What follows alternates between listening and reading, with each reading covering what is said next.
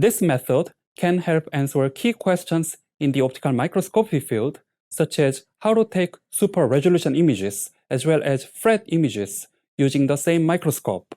The main advantage of this technique is that we could combine 3 different imaging modules into one microscope, significantly reducing the overall cost.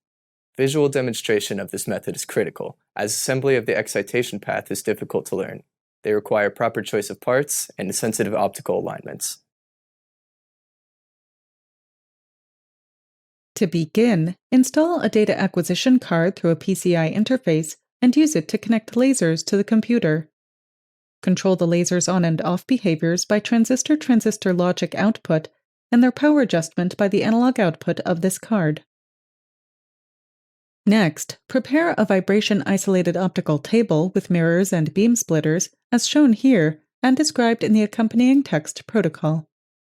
Combine the laser beams into a single-mode optical fiber by first mounting a fiber adapter plate in a Z-axis translation mount.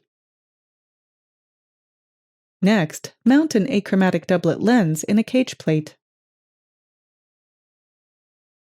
Use an extension rod to connect the adapter and lens to form a cage.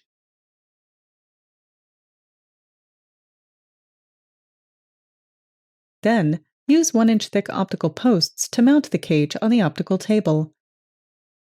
Align the 647 nanometer laser by adjusting the components to gain maximum laser power output through the fiber.